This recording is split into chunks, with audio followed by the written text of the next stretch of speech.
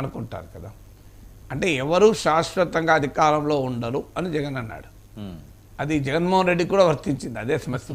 అవును, ఎవరు అధికారంలోకి వచ్చేతోనే వాళ్ళు ఈ రకమైన కార్యక్రమాలు ఇష్టారాజ్యంగా జరిపారు. జగన్ అప్పుడు జరిపాడు, హెచ్చు తగ్గులు ఎట్టున్నా అవి వాటి వేరే నేను వేయలేను, ఎవరు ఎక్కువ ఎవరు తక్కువ. కానీ ఇప్పుడు టీడీపీ వాళ్ళు వచ్చాక వీళ్ళు చేస్తున్నారు. అధికారంలో ఉన్న సమయంలో ఆ ఆధిపత్యవాదాన్ని ప్రదర్శిస్తున్నారు. దానికి జగన్మోహన్ రెడ్డి కూడా అనుభవించాడు. సో జగన్మోహన్ రెడ్డి సంతోషపడాలి. ఇప్పుడు నేను ఇలాంటి ఆధిపత్యాన్ని చెలాయించితే అనుభవించాను, ఇప్పుడు చంద్రబాబు నాయుడు కూడా చెలాయితే అనుభవిస్తాడు, నాకే లాభం కదా అని. ఇప్పుడు జగన్మోహన్ రెడ్డి ఎక్సర్సైజ్ చేసి ఉండకపోతే చంద్రబాబు నాయుడు ముఖ్యమంత్రి అయ్యేవాడు కాదు కదా. ఇప్పుడు చంద్రబాబు నాయుడు ఎక్సర్సైజ్ చేస్తే జగన్కే లాభం కదా. సో అందువల్ల ఆలోచించాల్సింది టీడీపీ వాళ్ళు, వైసీపీ వాళ్ళు కూడా కాదు. సో అందువల్ల లా అండ్ ఆర్డర్ మెయింటైన్ కావాల్సిందే, రాజకీయ కక్ష సాధింపు ఉండకూడదు, అధికారం వచ్చింది కదా అనే ఆధిపత్యాన్ని ఎవరైనా ప్రదర్శించకూడదు. ఇక రెడ్ బుక్లు, హెచ్చరికలు ఇవన్నీ పొలిటికల్ లాంగ్వేజ్. ఇప్పుడు జగన్మోహన్ రెడ్డికి ఇమీడియట్గా తన పార్టీని నిలబెట్టుకోవాలి కదా. ఇప్పుడు ఈ దాడుల నుంచే కాదు, ఫిజికల్గా అటాక్స్ ఇదొక పార్ట్. దీనికి ఇది ఎంతకాలం ఉంటుందో 4 రోజులు అయితే ఆగిపోతుంది.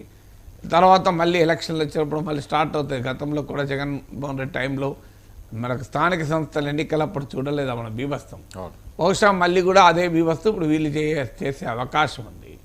సో అందువల్ల సాధారణంగా అధికారం ఉన్నప్పుడు ఫుల్ డామినేటింగ్గా అటాక్ చేస్తుంటారు. నాకు ఇప్పటికి గుర్తు 2019 ఎన్నికలకు ముందు ఆ తర్వాత ఒక్క విమర్శనాత్మకంగా జగన్మోహన్ రెడ్డి పైన నేను వీడియో పెడితే వెంటనే ఫోన్లు వచ్చేవి. సార్ మీరు అట్లా పెడతారు, జగన్ ఇంత బాగా చేస్తాడు, అంత బాగా చేస్తున్నాడు.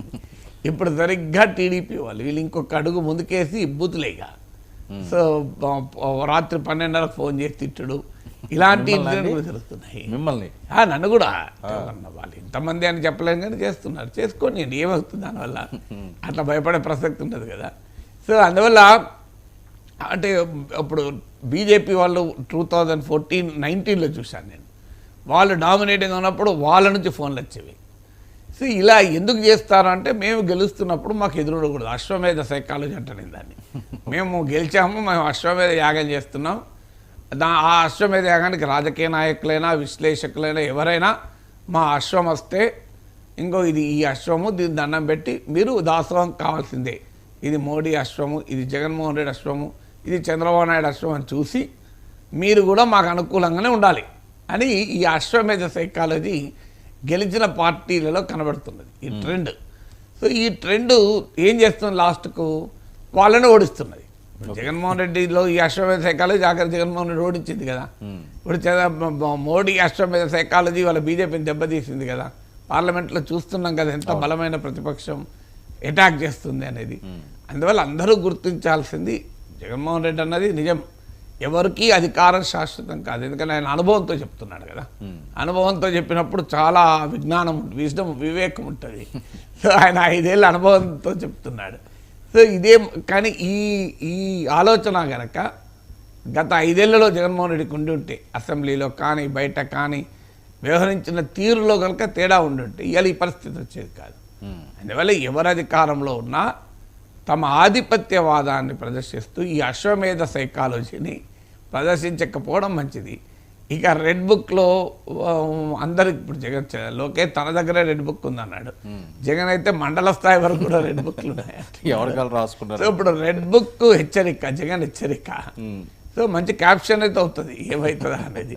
బట్ జగన్మోహన్ రెడ్డి ఇలా ఎందుకు అనాల్సి వస్తుంది అంటే ఇప్పుడు ఆయన పార్టీలో మనోస్థైర్యాన్ని నింపాలి. డిమారలైజ్ ఉంది, 11 సీట్లు రావడంతో పార్టీ బాగా డిమారలైజ్ ఉంది. సో వాళ్ళలో ఉత్సాహాన్ని నింపాలి అంటే ఇంకో మార్గం లేదు కదా. ఇప్పుడు ఆల్రెడీ ఓదార్పు యాత్ర కూడా మొదలైనట్టాయి. ఇప్పుడు ఓదార్పు యాత్ర చేస్తానన్నాడు మళ్ళీ తన అంటే ఈ టీడీపీ వారి దాడులకు గురైన వారిది అని. సో చూస్తుంటే ఈ పిన్నెల్లితో ఈ ఓదార్పు యాత్ర ప్రారంభమైనట్టుగా కనబడుతుంది.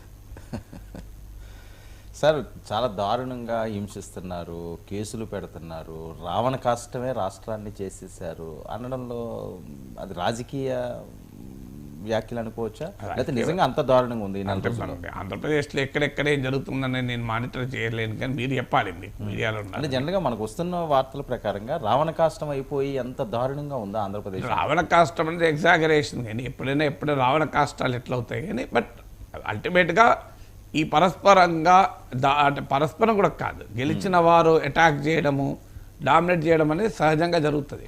అది ఆంధ్రప్రదేశ్ రాజకీయాల్లో గతంలో లేదు, బెంగాల్లోనో బీహార్లోనో జరిగేవి, ఆంధ్రప్రదేశ్లో కూడా జరుగుతున్నాయి. సో అన్ఫార్చునేట్, అది ఇప్పుడు కూడా అది చంద్రబాబు నాయుడు లాంటి పాలనా దక్షత అనుభవం కలిగిన వ్యక్తి అని అంగీకరించకూడదు. కానీ ఆయన కూడా కొంత పార్టీలో ఆ కసి ఉంది, 5 ఏళ్ళు అనుభవించాం, కొంతసేపు ఆ కసి కానీ స్పిల్ ఓవర్ కానీ అని అనుకుంటున్నట్టున్నాడు. అది రావణ కాష్టమా లేదా చిన్న కాష్టమా అనవసరం, అది అది ఏదున్నా ఈ రకమైన ట్రెండ్ అయితే మంచిది కాదు. అది ఎంత మోతాదులో ఉందని నాకు తెలియదు, కానీ ఏ మోతాదులో ఉన్నా అది సమాజానికి మంచిది కాదు, ఆ పార్టీకి కూడా మంచిది కాదు. ఆ పార్టీకి కూడా అదేమీ బెనిఫిట్ చేయదు. అల్టిమేట్గా ప్రజాస్వామ్యంలో ప్రజల పక్షాన మీరు ఇచ్చిన హామీలపైన కేంద్రీకరిస్తూ ప్రజలకు అనుకూలమైన పాలన ఇవ్వడం ద్వారా ప్రజల దగ్గర అవుతారు. కానీ ప్రతిపక్షాలని అటాక్ చేస్తాం, అసలు ఇండిపెండెంట్గా మాట్లాడే వాళ్ళని కూడా అటాక్ చేస్తాం, మేము ఎవరైనా మా యాగాశ్వం ముందు తల వంచాల్సిందే అనే ధోరణి అల్టిమేట్గా దెబ్బతీస్తుంది. సార్, పిల్లినెల్లిని జగన్మోహన్ రెడ్డి గారు పరామర్శించడం అన్న అంశం అన్నది అది రాజకీయ పరంగా ప్లస్సా మైనస్? ఎందుకంటే ఆయన ఈవీఎం కేసుల్లోనూ విత్ ఎవిడెన్స్తో ప్రూఫ్స్ తోటి ఆయన అరెస్ట్ అయ్యారు. ఈ టైంలో ఈ నెల్లి పరామర్శించడం అన్నది అది మంచి పరిణామం కాదని కొంతమంది అంటారు, లేదు మనోధైర్యం ఇవ్వడానికి కేటర్. ఇప్పుడేమి ఎన్నికలు లేవు కదా, మంచి పరిణామా చెడ్డ పరిణామా అయ్యటానికి. అది ఆయన పార్టీ వాళ్ళు ఆయన కాపాడుకోకపోతే ఆయన పార్టీలో కూడా వ్యతిరేకత మొదలవుతుంది కదా.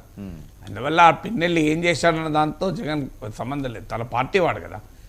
సో ఈవీఎంలో అందరి కళ్ళ ముందు దానికి కూడా ఒక థియరీ చెప్పారు కదా, అన్యాయం జరిగిపోతుంటే చూసి భరించలేక వెళ్ళాడు అని.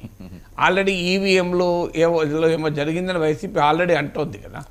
సో దానికి ఆ నెరేటివ్ బిల్డ్ చేస్తారు. అల్టిమేట్గా ఏ పార్టీ వాళ్ళు ఆ పార్టీ వాళ్ళు నమ్ముతారు, మిగతా వాళ్ళు ఏ పార్టీల సంబంధం లేని వాళ్ళు దీన్ని పట్టించుకోరు. సార్, పీసీబీ రికార్డులు దగ్ధం అన్నది నేను పెద్ద ఎత్తున ఒక కలకలం రేగింది, ఏదో జరిగిపోయింది, ఏవో ఇంపార్టెంట్ రికార్డులన్నీ కూడా దగ్ధం చేశారు అని. దాని మీద ఎంక్వైరీ కూడా జరుగుతుంది. అంటే మంచి ప్రమాదకరమే కదా. ఇప్పుడు ఒక ప్రభుత్వంపై ప్రభుత్వం మారినప్పుడు ఆ రికార్డులని మాయం చేసేటువంటి ప్రయత్నాలు జరగచ్చు. ఎందుకంటే రాంగ్ డూయింగ్స్ ఏమైనా బయటపడతాయని, ఎంక్వైరీలు అవుతాయని. మరి అది ఎంత నిజమో నాకు తెలియదు, కానీ ఆ అవకాశాన్ని అయితే కొట్టిపారేలేము. ఎందుకంటే ఆ రికార్డ్స్ అనేది అఫీషియల్ ప్రాపర్టీ. సో అందువల్ల అధికారం మారినప్పుడల్లా రికార్డ్స్ దగ్ధమైతే ఇక దేశంలో రూల్ ఆఫ్ లా ఉండదు. సో అందువల్ల అలాంటి జరగకుండా నివారించాల్సిందే. సార్, గతంలో టీడీపీ కార్యాలయాలపై దాడులు చేసిన వాళ్ళందరూ కూడా లిస్టులో అవుతున్నారు. నందిగాం సురేష్, అప్పిరెడ్డి, దేవినేని అవినాష్ వీడియోలన్నీ కూడా తీశారు. ఒక్కొక్కరు ఇంకా అరెస్టులు ఉంటారు. ద్వారంపూడి అవనియండి, లేకపోతే పెద్దిరెడ్డి అవని. నిన్న తిరుపతిలో పెద్ద ఎత్తున పెద్దిరెడ్డి వాళ్ళ ఇంటి దగ్గర గలాట, ఒక రోడ్డు ఏదో ఆయన క్లోజ్ చేశారని. అంటే ఇంకా ఓవరాల్గా చూసుకుంటే ఎవరైతే తప్పులు చేస్తున్నారో